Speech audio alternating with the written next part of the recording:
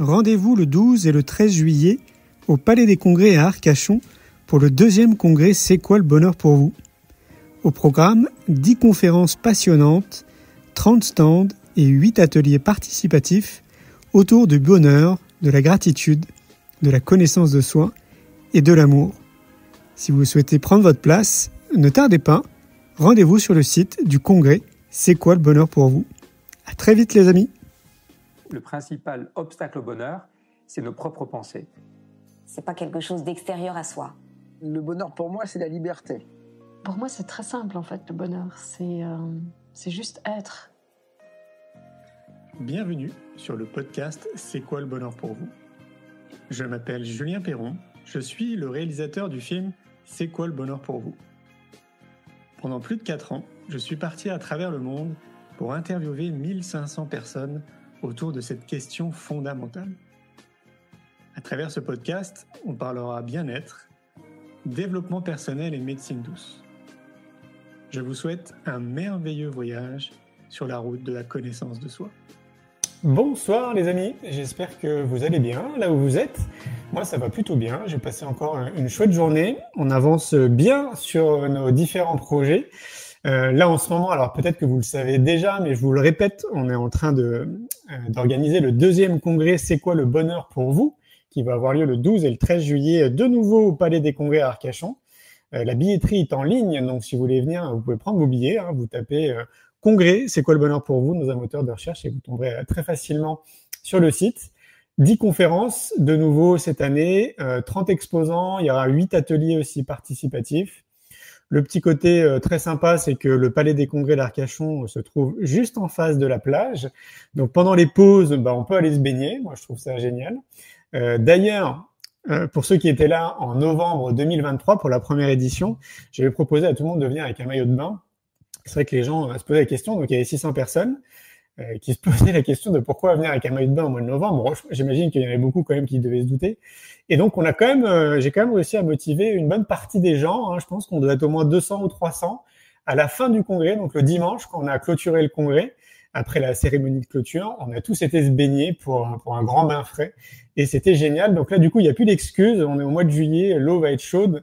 Donc, je vous invite toutes et tous, pour ceux qui seront là, dimanche, quand on va clôturer le congrès, qu'on aille tous se baigner. Donc, j'ai un gros kiff, quoi. Ce serait de tous nous voir comme ça, 600 personnes aller se baigner après ce congrès qui va être magique. Donc, c'est autour du bonheur, du bien-être, de la connaissance de soi, du développement personnel, de la gratitude. C'est vraiment un événement qui rebooste, qui fait beaucoup de bien. Je vais vous montrer d'ailleurs une petite vidéo qu'on avait réalisée en 2023 pour vous montrer un peu à quoi ça ressemble. Et tout de suite après, je fais venir Isabelle sur le plateau pour qu'on puisse échanger autour de toute son actualité. À tout de suite. Tout d'un coup, on rentre dans une salle où il y a beaucoup d'enthousiasme, où c'est joyeux. Je pense qu'on a tendance à se défendre de nos peurs plutôt que les accepter, leur faire de la place et les affronter. Parce qu'on a une vie trop sédentaire. Donc on est tous sur des rails, on nous dit voilà, c'est tout droit. Il faut que les gens osent faire des pas de côté. Le bonheur pour moi, c'est l'alignement. On grandit dans un environnement qui nous apprend à être d'une certaine manière pour pouvoir être aimé. Généralement, on met un masque pour correspondre à notre environnement immédiat. On va essayer de comprendre ce qui se cache derrière ce cœur et comment dans votre quotidien vous pouvez vivre plus pleinement avec un cœur plus éveillé. Comment on peut influencer sa santé, sa vitalité et son amour. Qui sommes-nous ? C'est pas évident de répondre à cette question. Je crois que le bonheur, il va au-delà de soi. Si on veut s'inscrire dans cette vie avec le plus d'épanouissement possible, ce qu'il nous faut, c'est l'amour. Comment vous vous sentez, Arcachon ? Je pense que le bonheur, il est juste là. Tout reprend du sens. C'est juste ça. Et oui, c'est donc le 12 et le 13 juillet au Palais des Congrès à Arcachon. Je vous invite à ne pas trop tarder pour prendre vos places si vous voulez prendre, parce que c'est une période estivale, donc notamment pour trouver des logements. Plus le temps passe et plus peut-être que ça va être un peu plus complexe. Je fais apparaître tout de suite Isabelle. Bonsoir Isabelle. Magie. Bonsoir. Comment vas-tu ? Ça va super, ravie d'être là. Ça a l'air génial ce congrès sur le bonheur. Bravo, formidable. Merci. Et merci pour l'invitation, ça me fait très plaisir. Avec joie, avec joie. Ça fait un moment d'ailleurs qu'on échange pour essayer d'organiser ce live, donc ça y est, c'est fait. C'est-à-dire qu'on a eu des aventures. Moi, je suis partie en Thaïlande, on est parti en Espagne. Enfin, on a fait chacun des choses. Donc, c'est ça les artistes de la vie. Exactement, c'est une très bonne transition. Isabelle, je vais te laisser déjà avant tout quand même te présenter parce que j'imagine qu'il y a des gens qui ne te connaissent pas pour qu'on comprenne qui tu es, que fais-tu, c'est quoi ta mission de vie sur cette planète? Raconte-nous tout. Alors, grande question. En fait, officiellement, on va dire, je suis journaliste à France Info, la chaîne télé, à France Télévisions. Journaliste spécialisée dans la culture, c'est une de mes grandes passions. Okay. Je suis artiste, je joue, je chante, je danse. Mademoiselle, mon spectacle musical a été nommé au Petit Molière. C'est que du bonheur, justement, avec toujours du développement personnel à l'intérieur. Je suis aussi podcasteuse. J'ai un podcast qui s'appelle Viser la Lune, que j'ai arrêté là, mais qui est toujours online et c'est vraiment des grandes personnalités qui sont interviewées sur le chemin de leurs rêves et on comprend que c'est par les bas et les moments où ça ne va pas qu'elles se sont définies et c'est grâce à ça qu'elles ont dépassé, qu'elles sont aujourd'hui pour encourager les gens à ne pas s'arrêter à la moindre déconvenue. Voilà, je suis aussi conférencière, autrice d'un livre qui s'appelle Je deviens l'artiste de ma vie. Yes. Et c'est pour ça que je dis, voilà, oh bravo, mais alors quel réalisateur exceptionnel. Et c'est pour ça que plutôt que de dire tous ces mots-là, finalement, j'ai envie de dire, je suis une artiste de la vie, c'est-à-dire quelqu'un qui prend ses rêves et puis qui se donne les moyens de les réaliser. Et on va sans doute en parler, mais c'est pas si compliqué que ça en fait. Mais déjà, il faut croire que c'est possible. Alors, ça veut dire quoi pour toi, artiste de la vie? Un artiste de la vie, c'est quelqu'un qui suit son âme et son cœur et qui va faire ce qu'il a à faire dans ce monde, ce pourquoi il est né. Tu parlais de mission de vie, sans doute sa mission de vie. Alors, il y a des gens qui ne comprennent pas ce mot-là, mais peu importe. C'est quoi une mission de vie pour moi? C'est faire vraiment ce que tu paierais pour le faire, ça te passionne, tu vois pas le temps passer, ça t'épanouit, mais en plus, ça fait du bien aux autres. Moi, tout ce que je fais a un point commun, c'est, je dis souvent, transmettre, offrir aux gens toute la beauté du monde, que ce soit un message que j'ai envie de délivrer sur croire en ses rêves, ou c'est possible. Moi, je viens d'un passé, franchement, c'était pas fun et j'étais pas faite pour être heureuse à la base, ou alors c'est mettre en avant des artistes qui ont des choses magnifiques à nous partager, à nous transmettre, des beaux messages, montrer, voilà, pour moi, je suis une sorte de média pour apporter de la positive attitude, des belles énergies et montrer que le monde est beau et qu'il y a moyen de faire des belles choses et de vivre ensemble et de s'épanouir. Magnifique. D'ailleurs, je pense que ça serait intéressant que tu nous expliques justement un peu ton parcours parce que tu sais, assez souvent quand on entend le discours que tu peux avoir, que moi j'ai aussi d'ailleurs dans ma propre vie, que j'ai entendu d'ailleurs aussi même plus jeune, souvent dans la majorité, dans l'inconscient collectif, on se dit ouais mais en fait pour elle c'est facile ou tu vois parce qu'on n'a pas une idée du parcours en fait qui t'a amené là être ce soir à discuter avec moi. Tu disais que c'était pas forcément gagné d'avance. Est-ce que tu peux nous expliquer un peu justement ton parcours qu'on comprenne? C'est la chance que j'ai et c'est marrant parce que ça me fait penser à une conférence où j'intervenais, c'était à l'ENA pour des jeunes qui étaient en situation difficile, un partenariat et en fait une jeune fille m'a dit mais moi madame, moi ma vie c'est pas ça, c'est pas possible, etc. Et je lui dis bah écoute, je vais t'expliquer d'où je viens et je vais vous expliquer, mais à la fin de notre échange elle avait complètement changé de vision parce qu'elle s'est dit, si elle a pu y arriver, moi, je pourrais y arriver. Et les éducateurs sont venus me dire, il y a quelque chose qui a changé, elle a compris quelque chose. Okay. Donc, en fait, moi, je viens de Bruxelles, mais ça, tout va bien. Oui, ça se fait plutôt bien. Je viens, enfin, pour une frileuse un peu quand même, mais c'est une autre histoire. Je viens d'une famille, mais comme plein de gens, complètement dysfonctionnante. Un père alcoolique, des parents qui n'ont pas su donner d'amour, une mère démissionnaire. Enfin, franchement, je ne me rappelle pas d'un moment, on m'a jamais dit je t'aime, je me rappelle pas qu'on m'ait pris dans les bras ou qu'on m'ait dit tout simplement que j'étais bien et que je valais la peine. Okay. Ça veut dire que petite, franchement, j'ai pas gagné. C'est-à-dire que vraiment, je me sentais nulle, pas aimée, pas aimable, inutile, servant à rien. Enfin, franchement, c'était pas très fun. Mais ce qui est incroyable, c'est que dans tout mon désarroi, ma détresse, ma souffrance, j'étais franchement pas bien. Je me sentais vraiment pas de ce monde, en fait. J'ai toujours eu l'impression de venir d'une autre planète. Dans ça, j'ai toujours eu quelque chose, c'est que j'ai compris que si je ne changeais rien, ma vie serait comme ça tout le long, jusqu'au bout.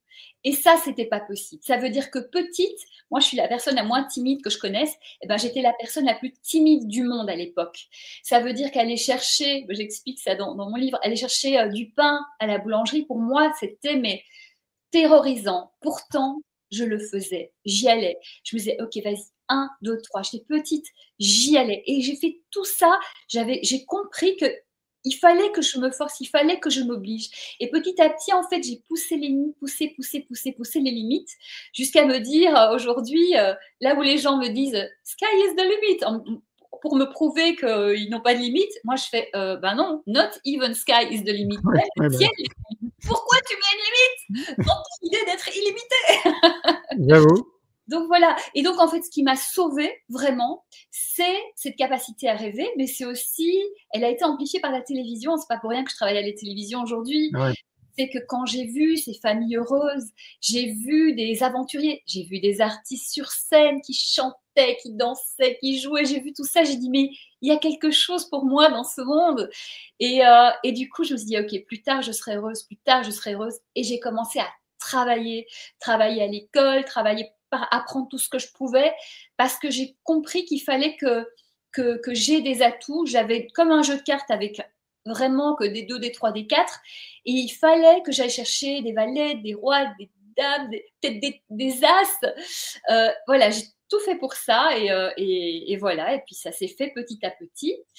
Et puis donc j'ai réussi à changer ma vie, mais il y a eu un autre problème, c'est que je me suis rendu compte que je vivais toujours pour demain, puisque ce plus tard je serai heureuse, plus tard je serai heureuse, je ne vivais que pour demain. Ah, je vois. Le problème, c'est que demain sera toujours demain. Donc un jour, je me suis rendu compte que j'étais avec des gens et j'étais pas là en fait. J'étais à demain. Et je me suis dit, mais en fait, tu seras jamais heureuse parce que tu attends toujours demain. Donc après, c'est de se dire, ok, on est sur le chemin de nos rêves. Nos rêves, c'est un phare à l'horizon. Et vouloir aller trop vite, etc., et n'être concentré que là-dessus, ça nous empêche de vraiment vivre et d'être avec les autres, de profiter, de connecter. Et ça nous pousse aussi à nous cramer, quoi. Ouais. Donc, à un moment, c'est trouver le juste milieu et voilà. Donc, on peut considérer qu'à l'heure d'aujourd'hui, tu es beaucoup plus dans l'instant présent? Ah ben oui, vraiment beaucoup plus. Et même si j'ai tendance à être sur 1000 trucs en même temps, avoir plein de rêves, d'envies, parce qu'évidemment, finalement, le rêve, c'est une bonne excuse. Finalement, c'est ce qui nous donne l'énergie, nous donne envie de nous lever le matin avant le réveil, si on choisit son juste rêve, et nous donne ce truc d'y croire à fond et de déplacer des montagnes. Mais une fois qu'on a atteint un rêve, on se rend compte que ça, c'est fait, mais moi, j'ai toujours besoin de quelque chose qui m'éboustille, qui me donne envie. Donc finalement, derrière un rêve, il y a toujours un autre rêve. Ça m'a aussi fait comprendre dans Mademoiselle, mon spectacle, c'était génial, mais je me suis cramée sur ce spectacle. Et j'aurais pu y aller plus cool. Ok, il y aurait peut-être eu un petit peu moins de spectateurs, mais c'était super. On a été nommé au Petit Molière. Enfin, ça allait bien, quoi. Donc, c'est ça. On comprend. On se dit finalement, si tu te crames, et derrière tu te crames, et derrière tu te crames, et derrière tu te crames, on fait tout ça pour être heureux. Donc, ça n'a pas de sens.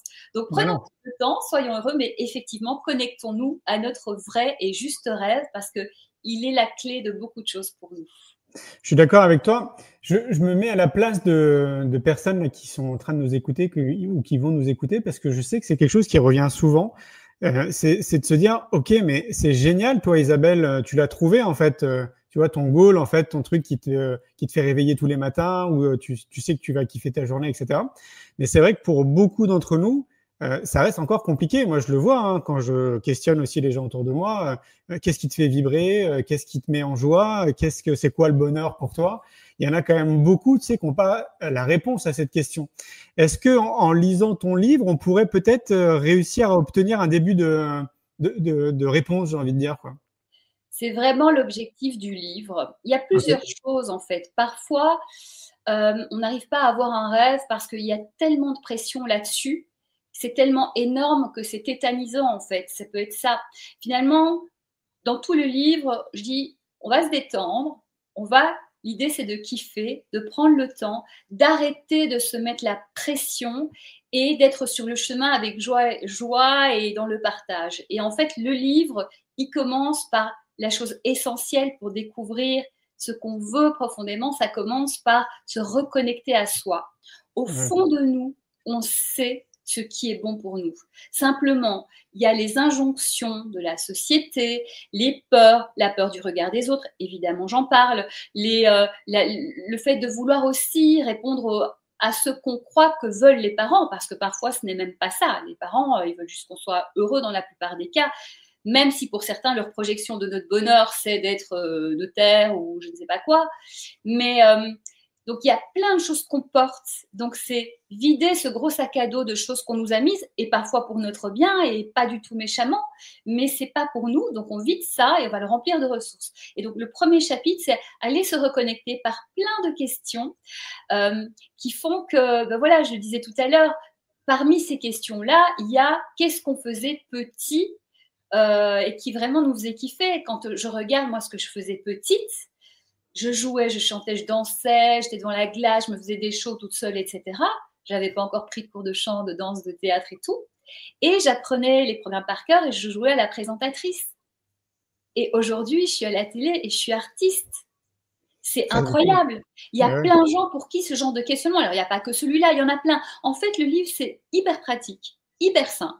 Ça peut être lu de 7 ans à 270 ans. Hein, on ne sait pas jusqu'à quel âge on va vivre.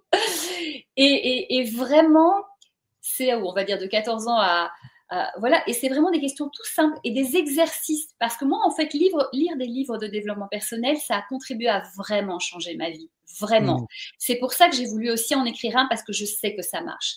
La différence aussi, c'est qu'à l'époque, il n'y avait pas beaucoup d'exercices. Donc, je les créais moi-même.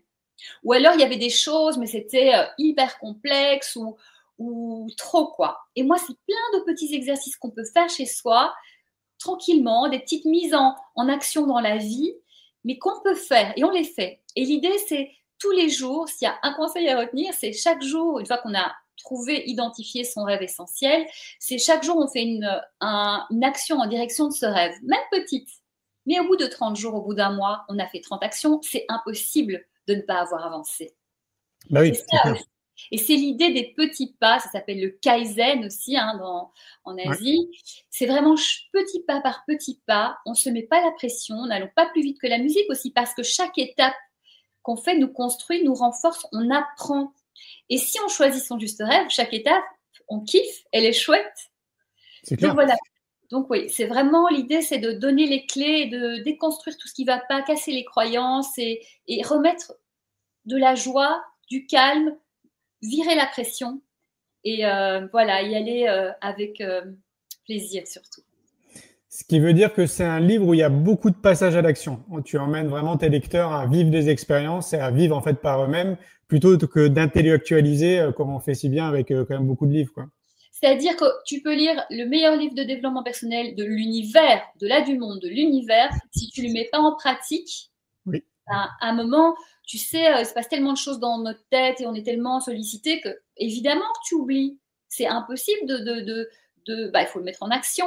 Mais vraiment, je le répète, hein, c'est des petites choses très simples. Et pourtant, ça fait la différence. Ah oui, ça n'a rien de compliqué. J'imagine aussi qu'il y a des personnes qui vont se dire, mais ok, alors imagine, donc, moi je me lance, tu vois, je lis ton bouquin et ça y est, en fait, je commence à avoir des idées. Mais du coup, j'ai plein de rêves, en fait, qui arrivent. Tu vois, j'en ai pas qu'un. J'ai pas qu'un seul truc qui me met en joie, mais d'un coup, je me rends compte qu'il y en a plein. Ouais, du coup, il faut hiérarchiser les rêves, quoi. Alors, moi, j'en ai toujours plein comme ça. Et après, il y a plein de choses que je nourris. Je prends des notes, je prépare des petites choses. Et puis, c'est de se dire, tiens, de quoi j'ai envie le plus ici et maintenant? Il y a aussi les opportunités. Tiens, là, cette opportunité, c'est bon pour ce rêve. Là, c'est chaud, c'est mûr. Donc, moi, je cultive, je mets des petites graines. Là, je suis sur différentes choses et j'avance. Quand j'ai envie d'avancer là-dessus, j'y vais là-dessus. Mais là, j'en ai un qui vient d'émerger et qui était en préparation. Mais là, il y a quelque chose qui devient plus concret. Tu as vu le teasing que je fais. Oui. Et là, je me dis, bon, ok, là, c'est là-dessus que je vais me focaliser parce que c'est possible, donc c'est trop génial. Les feux sont verts, mais évidemment, les autres, ils sont là.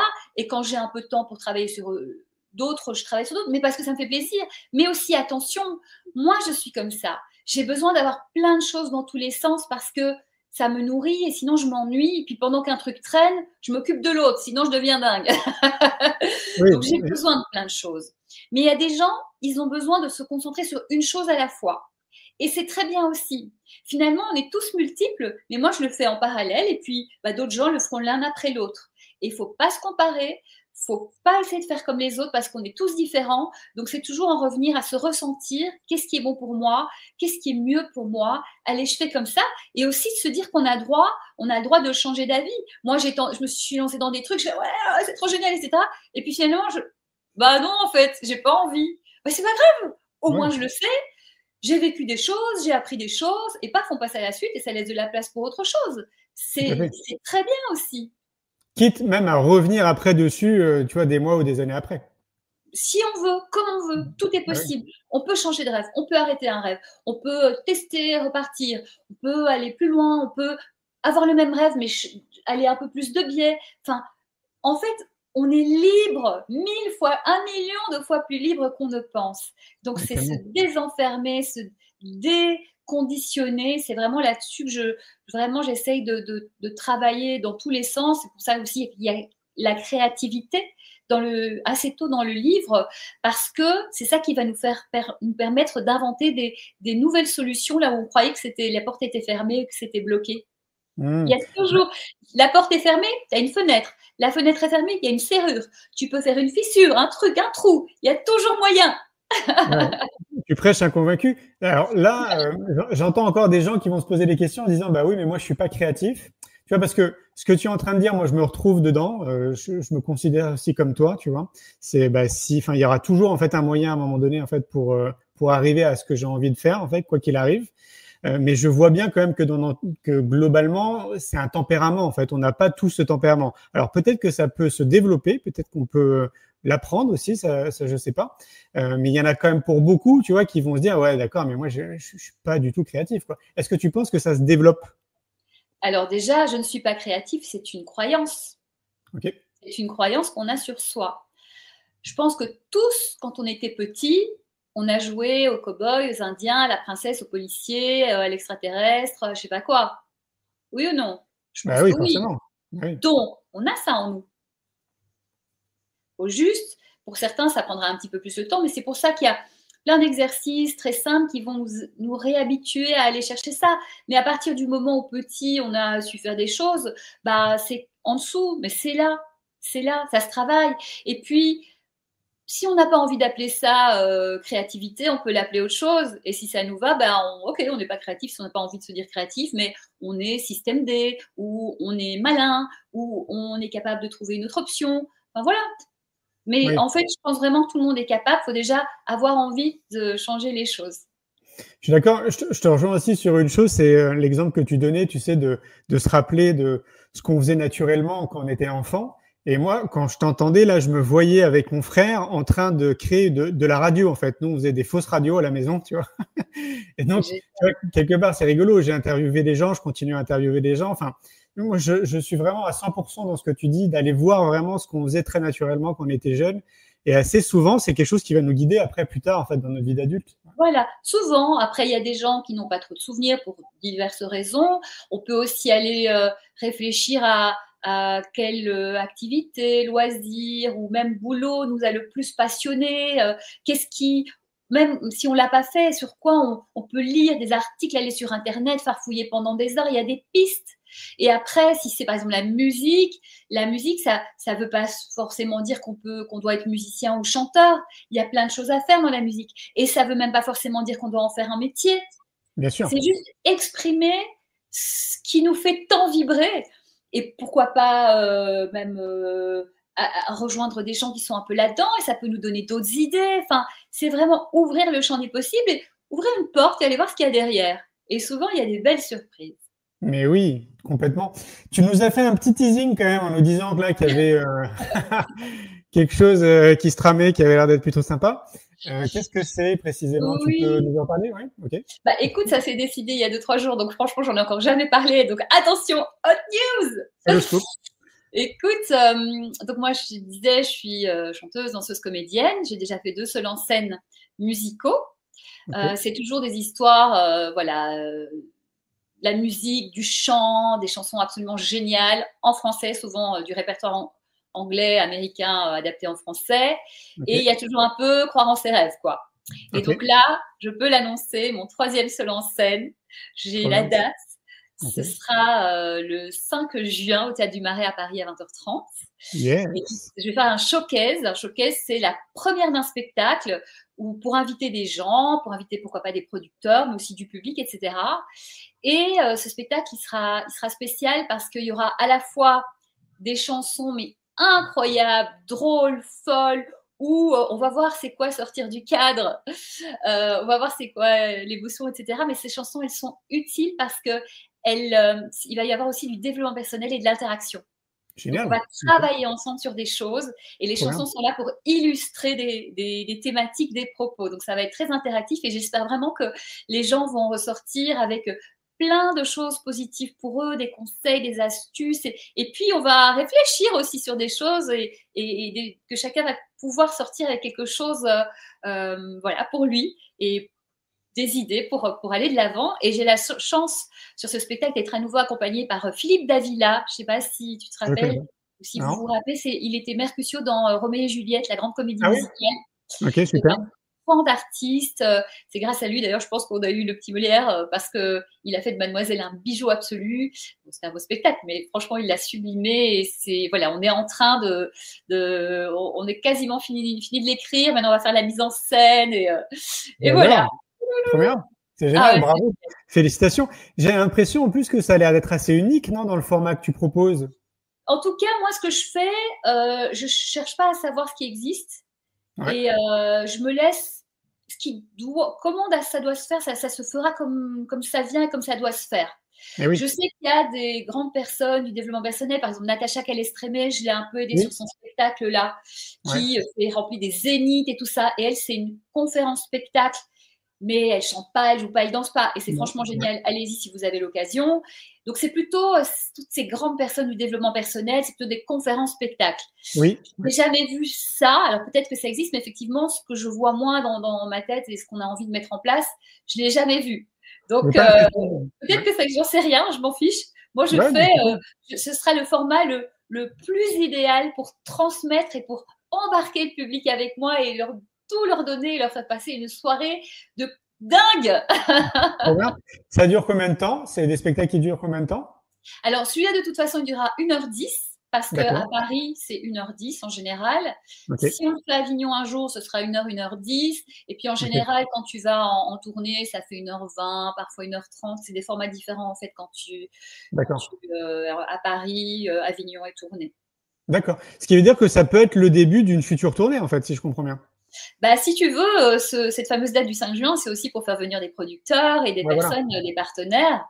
Et voilà, si on trouve des gens qui ont envie de partir avec nous, comme je pense que le développement personnel, elle va en poupe et les spectacles de développement personnel, je pense qu'il y a vraiment de quoi faire. Il y a une appétence.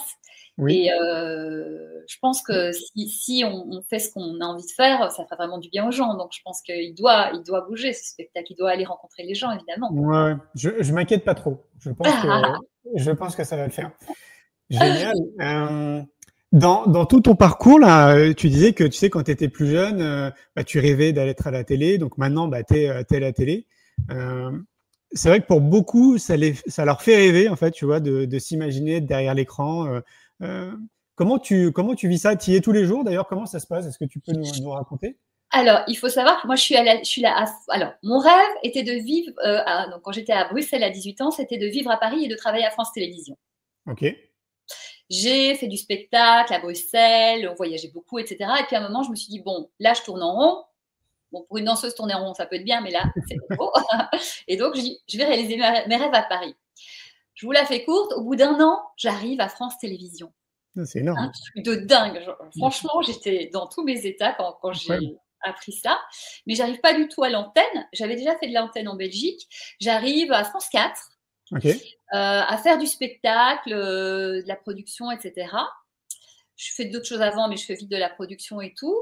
Et donc, pas d'antenne. Et puis, en fait, de fil en aiguille, un jour, il y a France Info qui se monte. Et là, je vais voir la personne qui s'occupait du recrutement et tout. Et je lui dis, écoute, moi, j'ai fait de la télé à Bruxelles. Je venais d'avoir fait mon spectacle où j'avais été interviewée. J'avais fait déjà à Paris des petites chroniques gratuitement pour le fun. Mais du coup, j'avais plein de trucs à montrer. Et on se connaissait plus ou moins comme ça. Et il me fait, ah ouais, t'as fait tout ça, je savais pas. Je dis, bon, moi, je passe pas ma vie à dire ce que j'ai fait, je m'en fous, j'avance, quoi, tu vois. Et du coup, il me fait, écoute, c'était le tout début de France 4, c'était en 2016. Il me fait, viens tenter ta chance. Si c'est bien, on te garde. Si c'est pas bien, écoute, c'est pas grave parce que c'est tout début, on teste des choses. Là, 2016, vraiment, c'était le laboratoire. Bon, j'y suis arrivée, je ne suis jamais partie. Ah ouais, énorme, ok. Mais au début, il faut savoir que j'avais encore mon autre boulot à France Télévisions et j'étais devenue repéreuse de talent, je plaçais des artistes dans les émissions, etc. Et je faisais ça à côté, c'est-à-dire gratuitement, en plus de mon travail. Ah ouais, ok. Et j'ai fait ça pendant des années. Ah ouais, ok, d'accord. Et même plus d'années qu'on ne peut penser. D'accord. Bah, tu réalisais ton rêve aussi. Je réalisais mon rêve et aussi, tu sais, aujourd'hui, je vois beaucoup de gens qui demandent, qui veulent recevoir avant de donner. Et moi, j'ai toujours commencé par donner.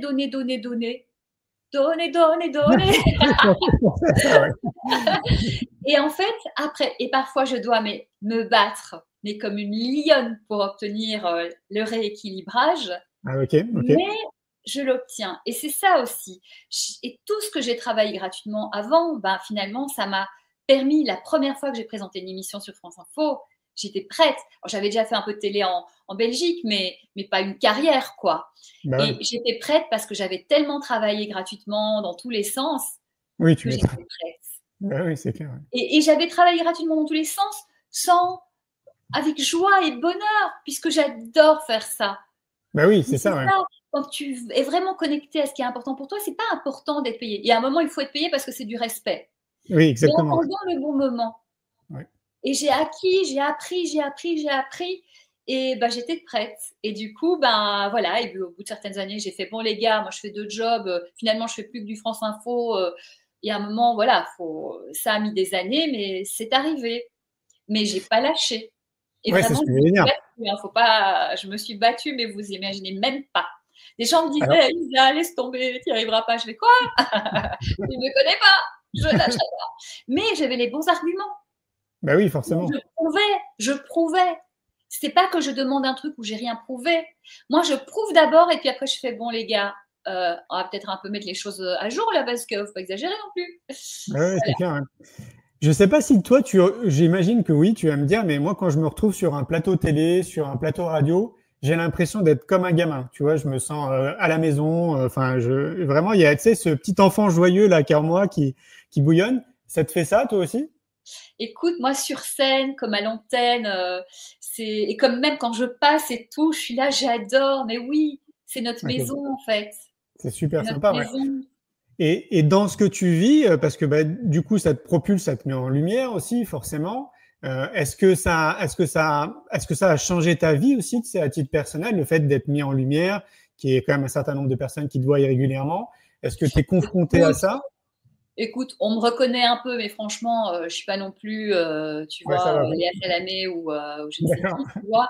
Mais les gens sont gentils et ils sont vraiment gentils, donc c'est trop mignon, quoi. Et alors de temps en temps, il me fait il faut que vous alliez voir ce spectacle, ou bien il m'envoie, je suis très active sur les réseaux sociaux, dont Instagram, et donc il m'envoie vous devriez voir la télé. Souvent je fais je l'ai déjà vu. Parce que mon métier c'est d'aller voir des spectacles, mais c'est trop mignon et oui, ça fait plaisir, c'est toujours gentil. Donc voilà, non, et puis tu sais, moi je suis très connectée on vient tous du même endroit, on va tous au même endroit.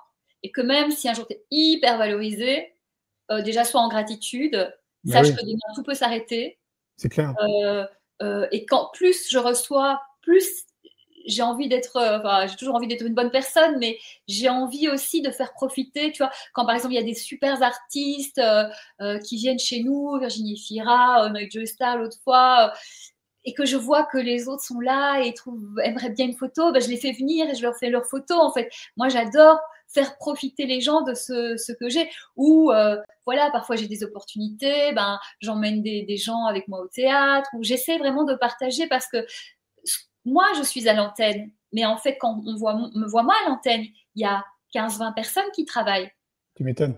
Donc moi j'ai cette chance-là, mais parce que c'est vraiment ma passion absolue en fait, je veux parler au public. Quoi qu'il arrive, même si un jour j'arrête la télé, qu'on veut plus de moi, je sais pas quoi, je continuerai à parler au public. J'en ai rien à faire. Personne ne m'empêchera ça, tu vois. Mais quand j'y suis, en plus, ils sont tellement gentils aussi à France Télévisions, les gens me remercient et tout. Où est-ce que dans un boulot on te remercie? Franchement, c'est pas souvent. Ils sont contents, mais parce qu'ils voient que je m'investis à fond et que je leur amène des gens merveilleux et tout.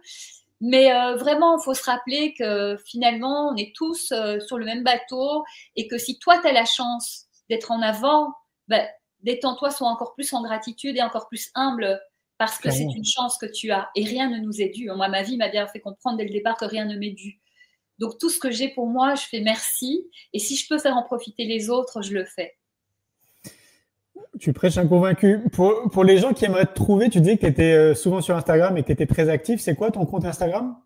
Bah, c'est Isabelle Layer, hein, moi qui suis créative. J'ai été simple pour le coup. Okay. Ouais, j'adore échanger en fait avec les gens. Et puis, voilà, parfois, je donne des petits conseils. Ah oui. Tu as dit quelque chose de très important qui revient quand même assez souvent je le mets entre guillemets, hein, pour les gens qui ont une réussite. C'est cette niaque, tu sais, le fait de ne rien lâcher, d'avoir une espèce de persistance et de constance, en fait, tu vois, dans tes objectifs. Donc, ça transpire quand même dans ce que tu dis. Hein, tu me dis si je me trompe. Est-ce que tu as l'impression que c'est quelque chose qui a toujours été naturel chez toi, d'avoir cet élan, tu sais, d'avoir la niaque, quoi, cette persévérance, ou est-ce que c'est la vie, un peu comme l'école de la vie, qui t'a amené à le développer? Écoute, je pense que ça vient quand tu es vraiment connecté à ce qui est essentiel pour toi. C'est-à-dire que quand c'est tellement essentiel que finalement, tu oublies même le regard de l'autre. Tu dois aller là, en fait. Tu dois aller là. Et c'est une évidence. Et tu as l'impression que si tu vis pas ça, mais à quoi bon vivre, en fait? C'est trop essentiel. Donc, bah, il n'y a pas moyen. Il y en a qu'à moi. Il n'y a pas moyen. Je sais plus comment faire. Il n'y a pas moyen, bébé. Il n'y a pas moyen. Tu vois, et petite, bon, j'étais un peu dans mon marasme, donc, mais je bossais quand même. C'est vrai que je bossais. Puis j'ai eu la danse, et là, ça a été la révélation. J'ai commencé tard, la danse. J'ai commencé à 15-16 ans. Bon, je dansais chez moi, je cassais les pots de fleurs qui traînaient, etc. Mais le jour où j'ai rencontré la danse, là, ça a été une idée fixe, en fait. Et puis le chant, et puis théâtre et tout ça. C'est pour ça que vraiment, j'encourage chacun à trouver ce qui le fait profondément vibrer. Parce qu'une fois qu'on l'a rencontré, et même si on peut évoluer, et puis ça peut changer, pas de souci, je pense qu'il y a des choses qui vraiment se mettent en place et il y a une énergie qui naît. Oui, vraiment. Je pense que c'est possible pour tout le monde. Parfois, pour certains, il faut aller plus chercher, etc. Mais franchement, si on ne le trouve pas tout seul, il y a des coachs. Et franchement, moi, j'ai vu des vies changer en coachant. Donc, plutôt que de rester seul dans son marasme, il y a les psys, il y a les coachs. Moi, j'aime bien le coaching. J'adore les psys parce que c'est chouette de comprendre. Mais à un moment, le coaching, ça permet d'avancer. Ouais. Et à un moment, aussi, on résout des choses en avançant et en finalement se prouvant que c'est possible. Oui, moi, je suis comme toi, je suis convaincu qu'on a tous, pour revenir à ce qu'on se dit au début, c'est comme une mission de vie. C'est-à-dire qu'on a tous des compétences naturelles, on est tous très doués dans plein de choses naturellement. Et à mon sens, notre chemin de vie à toutes et tous, c'est de mettre à disposition nos talents, en fait, ce qu'on est pour les autres, en fait, pour l'humanité, pour quelque chose qui nous dépasse. Ce qui fait qu'on est tous complémentaires, du coup, les uns les autres, ce que je trouve génial. Et donc, moi, en parallèle de ça, une des déclics que j'ai pu avoir dans ma vie, c'était de me dire en fait que tout part de l'éducation finalement. Si on veut une société qui soit assez différente, quand tu regardes bien, ça part à chaque fois de l'éducation. Tu vois, on l'a même dit, rappelez-vous quand vous étiez jeune, en fait, ce que vous faisiez naturellement, etc. Et donc, moi, je rêve, tu vois, d'une société où on apporte le plus tôt possible le savoir-être et la connaissance de soi pour justement, tu vois, gagner du temps dans notre parcours de vie. Arriver adulte, tu sais en fait déjà quand même globalement dans quelle direction tu as envie d'aller, ce qui te met en joie en fait, ce qui te fait kiffer. Une fois que tu as trouvé ce qui te met en joie et qui te fait kiffer, il n'y a plus qu'à y aller, quoi, en gros. Quoi. Alors, ouais, vas-y. Je rebondis là-dessus. J'ai une conférence qui s'appelle « La magie de croire en ses rêves ». Okay. Et la conclusion de ma conférence, une fois qu'on a dit, on passe par plein de choses et c'est assez riche, l'idée pour moi, c'est vraiment d'essayer de faire mon maximum pour aider les gens à être heureux et à réaliser leur rêve. Quand tu réalises ton rêve, du coup, tu es heureux, tu es bien, tu as moins d'aigreur, de frustration, de jalousie. Quand tu es bien, tu as envie d'aider les autres à être bien et à réaliser leurs rêves. Tu vas les aider, ils seront mieux, ils vont aider les suivants, qui seront mieux, qui vont aider les suivants, qui seront mieux, etc. Et pour moi, c'est ça, c'est ma petite contribution modeste de colibri pour changer le monde, finalement, c'est d'essayer d'apporter ça aux autres en espérant qu'ils puissent à leur tour l'apporter aux autres. Et puis, tu vois, c'est viral. Oui. Et c'est ça le truc. Et je rebondis aussi sur ce que tu disais, on est tous complémentaires. L'idée, j'en parle aussi, c'est faire comme les autres, être un mouton et la photocopie d'un autre, ça n'a aucun intérêt puisque c'est soyez vous-même, les autres sont déjà pris. Cette fameuse phrase, je ne sais plus si c'est Oscar Wilde. Oscar Wilde.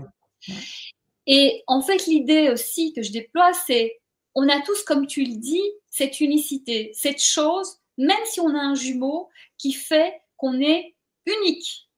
Il n'y a personne qui sera exactement comme nous, qui ressentira exactement les mêmes choses. Donc, si on suit notre flow et ce chemin, ce pourquoi je pense sincèrement qu'on est là, on va vraiment apporter, non seulement à soi, mais au monde, cette petite part qui va faire que ça enrichit le monde. Donc, en plus de ce, quand on ne le fait pas, en plus de se priver soi, on prive le monde de cette part qui ne peut que le rendre plus beau. Et donc, c'est dommage pour soi, c'est dommage pour les autres. Et cette part-là, elle est importante et vraiment ne vous empêchez jamais, à cause du qu'en dira-t-on, de développer cette part-là. Les gens, finalement, qui critiquent sont souvent des gens qui n'ont rien d'autre à faire dans leur vie et qui, dans 10 ans, seront au même endroit et qui sont finalement des gens qui sont frustrés et qui n'ont pas réalisé leurs rêves. Donc, si vous vous empêchez comme eux, vous allez devenir comme eux. Tandis que si vous n'écoutez pas, de toute façon, la plupart du temps, le regard de l'autre, c'est qui l'autre? C'est souvent des gens, on ne sait même pas qui c'est. Donc, à un moment, il faut arrêter. Et suivez votre flow. Et si autour de vous, les gens ne comprennent pas, soit vous leur dites, écoute, on n'en parle plus et c'est pas grave, soit posez-vous la question, est-ce que ces gens vous veulent du bien? Parce que s'ils vous veulent du bien, ils respectent au moins votre volonté de ne pas en parler et de vous laisser tranquille, qui ne vous découragent pas au moins. Et aussi, entourez-vous de gens qui sont dans la même équipe que vous, qui vont vous encourager, peut-être, pourquoi pas, de potes qui ont aussi un rêve et vous pouvez vous encourager mutuellement et vous en parler. J'ai dit aussi un coach, mais en tout cas, mettez-vous de mentors, de gens qui peuvent vous donner des conseils. En tout cas, mettez-vous aussi dans un univers. Si vous êtes entouré de gens qui réalisent leurs rêves, ça vous donnera plus la niaque que d'être entouré de gens qui sont là, non, c'est pas possible, et la vie, c'est horrible et c'est nul et il n'y a rien qui va. C'est sûr. Donc, c'est vraiment, vous pouvez aussi regarder un peu ce qu'il y a autour de vous et mettre des limites, chapitre 6. Alors, c'est super important comme chapitre, les limites, c'est-à-dire, c'est se respecter soi et faire en sorte qu'on nous respecte. Et à partir du moment, moi, c'est un truc où je l'explique, j'ai compris les limites et on ne me respectait pas. Quand j'ai compris ça et que j'ai mis en place, tout a changé. Mais c'est un truc de fou quand même. C'est-à-dire que à partir du moment où j'ai mis les limites en place, et ça veut dire non parfois, mais on peut dire non, même en disant oui, ça va, petite astuce, vraiment, ou en douceur, en expliquant, et à partir du moment où j'ai mis les limites, tout a changé autour de moi. Et les gens commençaient à me respecter, et c'est-à-dire que j'avais plus de respect qu'avant, quand je faisais tout pour que tout le monde m'aime, et finalement, on me marchait dessus, quoi. On me disait à peine merci, alors que je me coupais en mille pour les gens.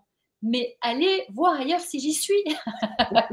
Ça serait intéressant que tu développes cette idée de limite et de l'entourage, parce que évidemment, là encore, moi, je suis convaincu, et je le dis aussi moi dans mes propres livres, parce que oui, alors globalement, je résume, hein, on est dans une société qui est très tournée autour de la peur, du côté anxiogène, donc la plupart des gens quand même on est un peu nivelé en fait par cette énergie collective, hein. C'est très difficile de se déconditionner de tout ça, mais par contre, je trouve qu'on a quand même encore le choix de beaucoup de choses dans notre vie, dont notamment de créer son propre microcosme en fait, donc de s'entourer, comme tu dis, de ces gens en fait qui vont plutôt te tirer vers le haut, de choisir en fait vraiment les gens avec qui tu vois, t'as envie de passer du temps et qui t'apportent de bonnes énergies, qui croient en toi, qui te soutiennent et inversement proportionnel. Oui. Comment je peux juste compléter sur les peurs. Si déjà tu es entouré de gens qui n'ont pas peur, déjà ça va te montrer que c'est possible de ne pas avoir peur et d'avancer. Et par rapport aux peurs, en fait, les peurs, c'est quoi? C'est une projection, c'est un film d'horreur qu'on se fait dans notre tête. Et la plupart du temps, vous avez remarqué que ce que vous imaginez qui pourrait se passer ne se passe pas. Donc voilà. Et quand ça se passe, en fait, on n'a pas tellement le temps d'avoir peur parce qu'il faut agir. Mais pour aller avancer vers ces peurs, et c'est pas grave d'avoir peur, on a le droit, effectivement, notre société nous en met plein dans le sac à dos, mais ça, c'est notre boulot d'adulte de retirer tout ça. Mais comment on fait? C'est ce que je disais, comme moi j'ai fait quand j'étais petite, allons-y petit à petit. Et aussi, il faut arrêter aussi sur le fait de la confiance en soi, etc. On croit qu'il y a des gens, ils ont confiance en eux et il y a des héros et puis il y a le reste, quoi.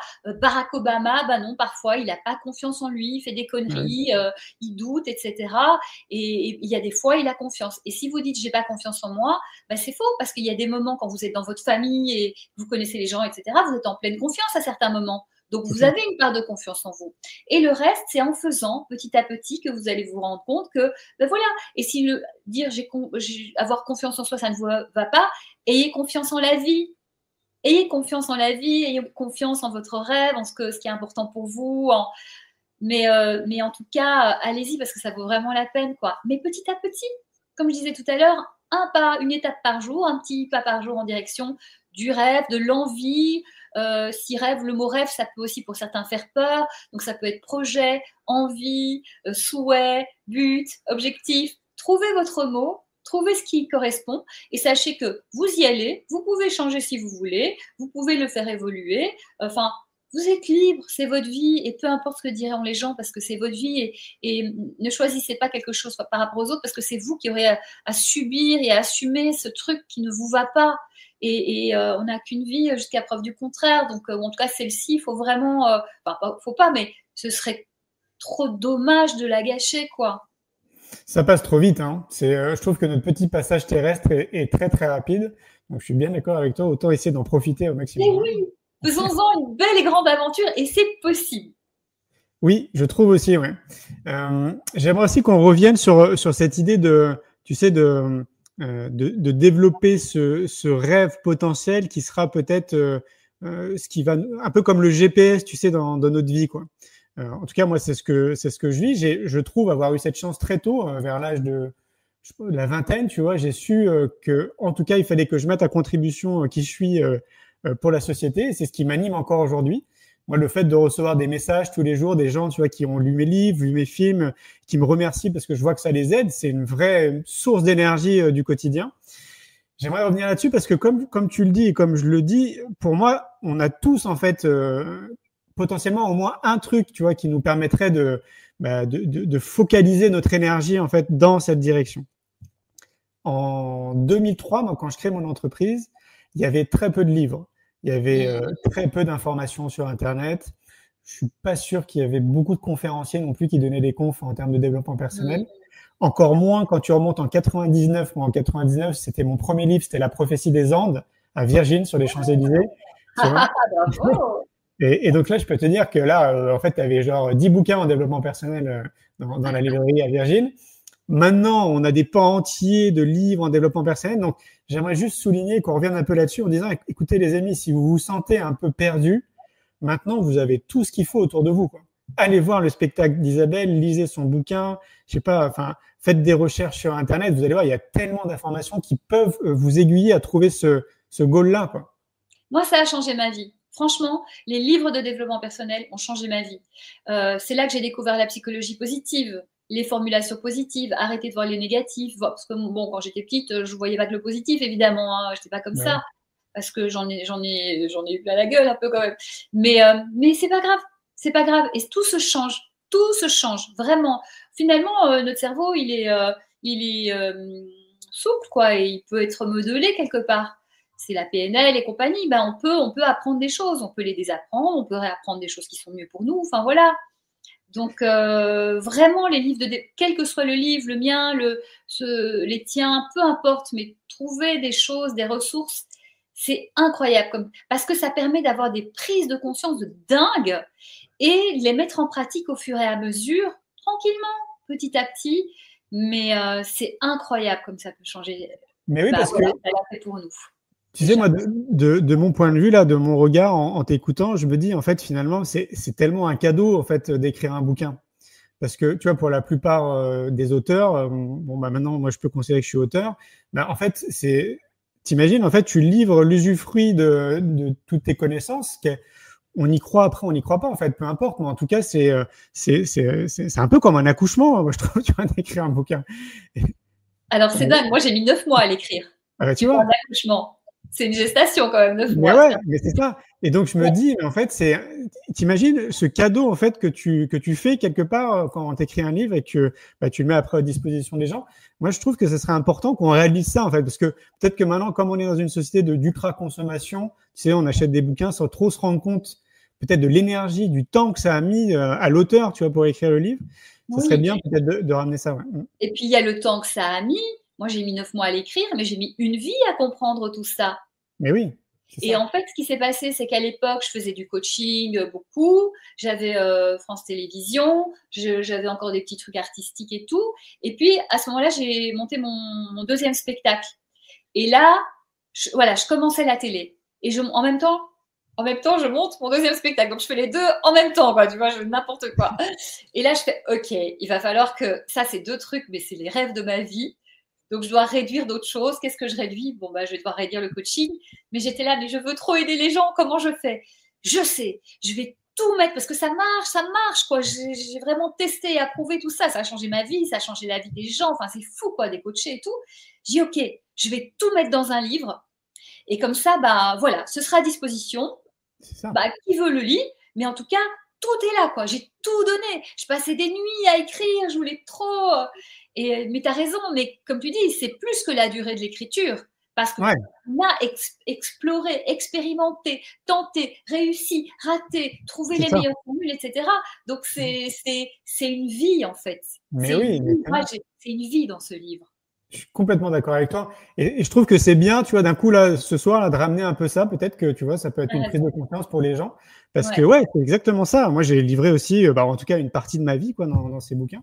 Et ouais.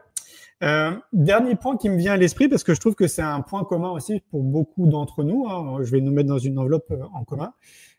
Est-ce que tu as une hygiène de vie, tu sais, dans ta vie de tous les jours, un peu, tu vois, de manière assez rigoureuse, quoi, qui te permet d'être bien? Alors, oui, mais écoute, tu sais, je pense que c'est de par la danse ou je sais pas quoi, mais moi, je mange hyper sain, mais vraiment hyper sain. Je ne bois pas, je ne fume pas.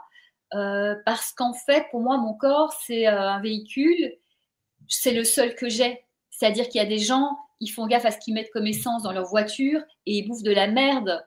La voiture, ça se remplace. Ton corps, ça se remplace pas, en fait. Et moi, j'ai toujours dit, je vivrai jusqu'à 120 ans et en pleine forme et je ferai des comédies musicales à 100 ans. Au moins, il n'y aura plus de concurrence dans les artistes quand j'aurai 100 ans. Et vraiment, donc j'ai ça, c'est très important pour moi. Et ça a switché petit à petit quand même, le fait de plus manger de sucre, par exemple. Ou... Vraiment, c'est pas un régime dans le sens maigrir. Bon, du coup, on est mince, évidemment, quand on fait ça, mais c'est vraiment... pour que mon corps fonctionne bien. Et je pense que le fait d'être toujours si positive, je pense que c'est aussi ce que je donne à mon corps, qui fait que mon cerveau il n'est pas encrassé. Ça aide vraiment pour la santé mentale, la santé physique. Alors, j'ai découvert le yoga en confinement, c'est ma nouvelle grande passion. Je suis d'ailleurs partie en décembre faire 3 semaines de formation de yoga. Je suis prof de yoga international maintenant, mais je ne veux pas donner de cours de yoga, mais j'adore. Et donc, de la danse, du yoga. Oui, et je pense que vraiment, quand tu te sens bien dans ton corps, tu te sens bien dans ta tête et inversement. Et je pense que ça apporte énormément. Alors, je ne fais pas de prosélytisme, que chacun fasse ce qu'il veut. Et mes potes, ils boivent, ils fument, ils mangent n'importe quoi. C'est pas mon problème. Mais moi, en tout cas, j'ai envie d'être en bonne santé parce que aussi, je veux que mon cerveau... Pourquoi je ne bois pas? Parce qu'on dit aux femmes enceintes de ne pas boire une seule goutte d'alcool. Ça veut dire qu'une goutte d'alcool peut avoir un effet sur le bébé. Donc, ça veut dire que l'alcool... Et il y a une étude qui est sortie il y a 1 ou 2 ans, mais alors elle est passée complètement inaperçue, où même un verre, les scientifiques disaient c'est pas super. Mais en France, ça a été vite enterré parce que c'est de la culture de boire du vin et tout ça. Et voilà. Et donc, moi aussi, ne pas boire, c'est vraiment préserver mon cerveau. Alors, ça va sans doute pas le détruire, mais c'est une agression, donc il va devoir se battre, donc il va être fatigué, et donc il sera moins en forme pour... donc voilà. Donc je suis à fond là-dessus. Bon, ça tombe bien, moi l'alcool, c'est pas un truc que je trouve délicieux, donc bon, un bon verre de vin, pourquoi pas, mais voilà, si vraiment je suis invitée à un truc de compète et tout, et que ça rend triste quelqu'un, bon, bah, je vais un peu boire le verre de vin, hein, je suis pas non plus.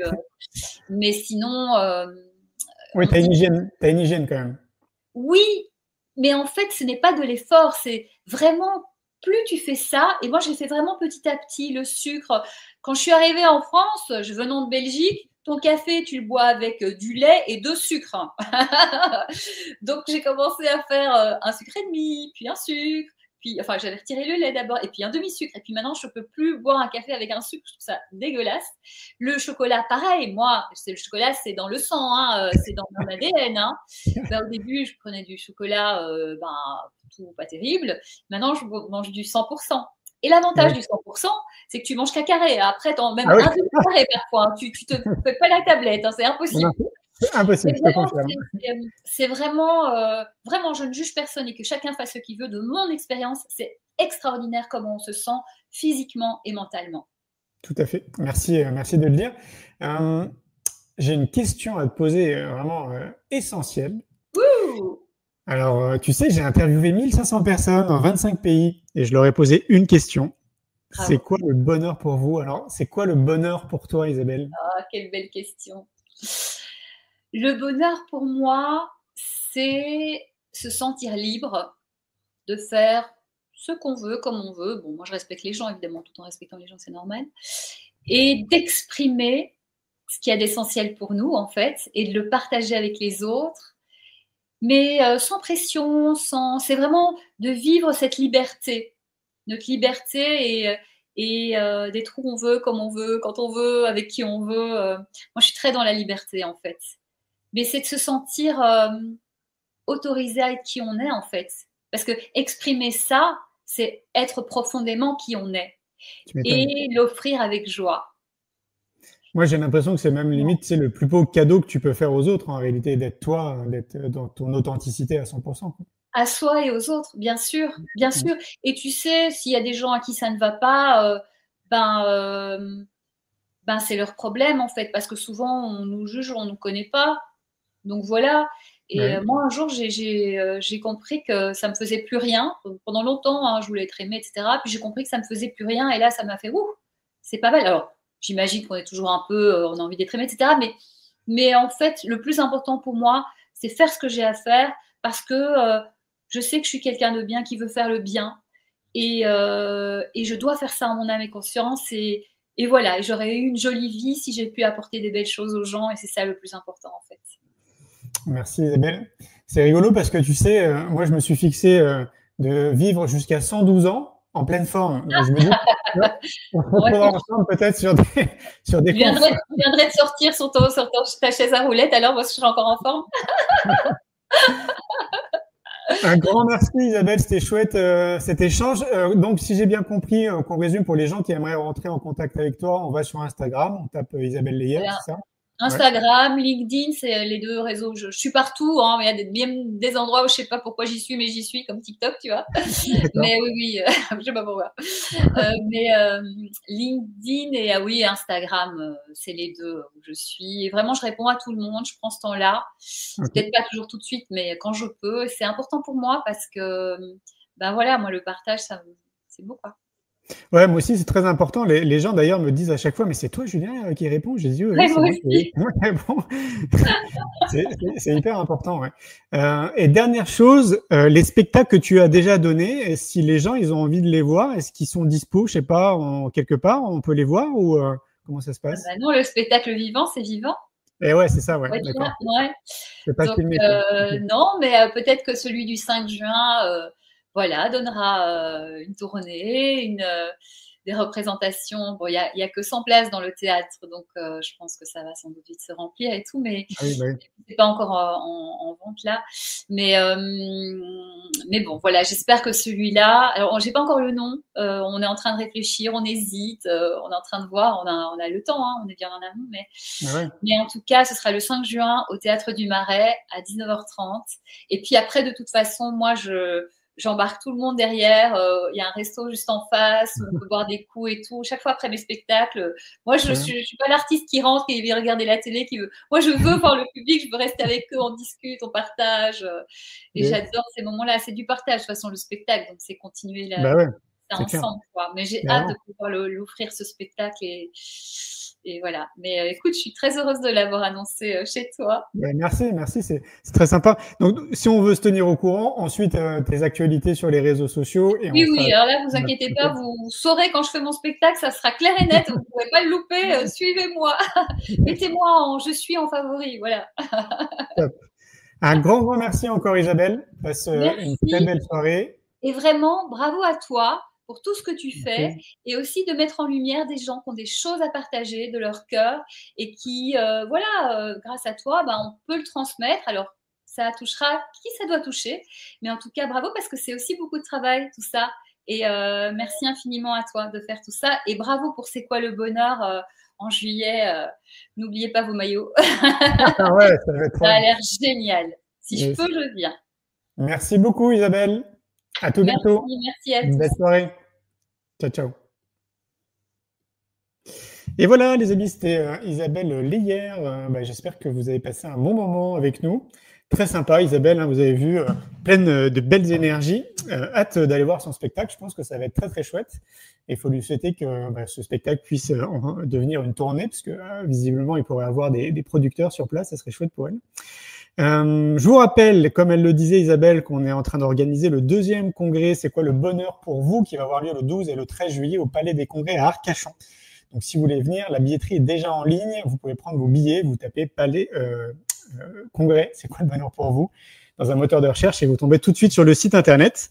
Et il me reste plus qu'à vous souhaiter une belle soirée. Moi je file demain à Paris et puis je vous dis maintenant rendez-vous la semaine prochaine. Je vous laisse avec la petite vidéo du congrès C'est quoi le bonheur pour vous de 2023 pour donner un peu l'énergie et on se retrouve la semaine prochaine. Allez, bye bye, ciao. Tout d'un coup, on rentre dans une salle où il y a beaucoup d'enthousiasme, où c'est joyeux. Je pense qu'on a tendance à se défendre de nos peurs plutôt que les accepter, leur faire de la place et les affronter. Parce qu'on a une vie trop sédentaire. Donc on est tous sur des rails, on nous dit voilà, c'est tout droit. Il faut que les gens osent faire des pas de côté. Le bonheur pour moi, c'est l'alignement. On grandit dans un environnement qui nous apprend à être d'une certaine manière pour pouvoir être aimé. Généralement, on met un masque pour correspondre à notre environnement immédiat. On va essayer de comprendre ce qui se cache derrière ce cœur et comment dans votre quotidien vous pouvez vivre plus pleinement avec un cœur plus éveillé. Comment on peut influencer sa santé, sa vitalité et son amour. Qui sommes-nous? C'est pas évident de répondre à cette question. Je crois que le bonheur, il va au-delà de soi. Si on veut s'inscrire dans cette vie avec le plus d'épanouissement possible, ce qu'il nous faut, c'est l'amour. Comment vous vous sentez, Arcachon? Je pense que le bonheur, il est juste là. Tout reprend du sens. C'est juste ça. Un grand merci pour votre écoute. J'espère que vous avez passé un bon moment avec nous. Pour prolonger l'expérience C'est quoi le bonheur pour vous et continuer votre cheminement sur la connaissance de soi, je vous invite vivement à lire mon livre C'est quoi le bonheur pour vous, que vous trouverez dans toutes les librairies. Jouez et amusez-vous avec le jeu de cartes entre amis, avec des inconnus, dans le monde de l'entreprise, à l'école. Regardez le film C'est quoi le bonheur pour vous. Et surtout, prenez soin de vous. Je vous souhaite un merveilleux voyage vers vous-même.